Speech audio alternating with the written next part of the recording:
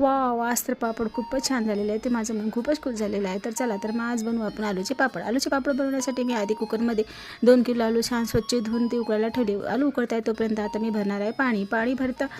पाणी भरताना पहा कशी मणी आलेली आहे. तिला दूध दिलं पहिला. आता ती रोजच येते कारण की तिचे लहान लहान बाळ आहे, त्याच्यामुळे मी पण तिला रोज दूध देते म्हणून ती रोज येते. आता आपल्या कुकरच्या 5-6 शिट्या झालेल्या आहेत. तर मग मी कुकरचा गॅस बंद करून दिला व आता आधी चहा पाणी घेतल्यानंतर मग करायचे आपल्याला आलूचे पापड. आज स्वयंपाकाचं काही टेन्शन नव्हतं.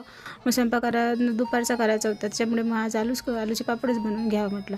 तर मग यांना म्हटलं तुम्ही मला आलूचे छिलके काढण्यास हेल्प करा. त्यांची हेल्प तर पाहिजेतच ना. आता ते तसं तर त्यांना काही जास्त काम नसते, थोडंसं काम करू लागलं तर काय फरक पडते ना.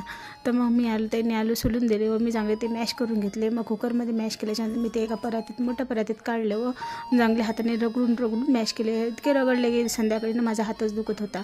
पण असो, तर मग नंतर घेतलं ते एका पोळपाटावर मी त्याची लोळी घेतली व नंतर ती आपल्या ताटाने एकदम छान प्रेस केली. तर पहा किती छान पापड आलेला आहे. त्याच्यामुळे म्हटलं ना आज माझे पापड खूपच छान झालेले आहेत. नेहमीच माझ्या पापडाचा काही ना काही पचका होतो.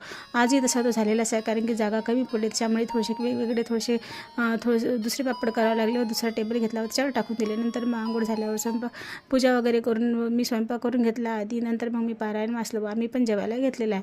आज जेवणात आहे गोबीची भाजी, बेसन, भाकर, पापड आणि लाल चटणी. या तर मग सगळेजण जेवायला. आणि संध्याकाळी 4 वाजता आपले पापड असे पलटायला आले होते, छान पलटले गेले होते. ते टेस्टिंगसाठी मी 4-5 पापड तळले होते, पहा असे झाले होते ते.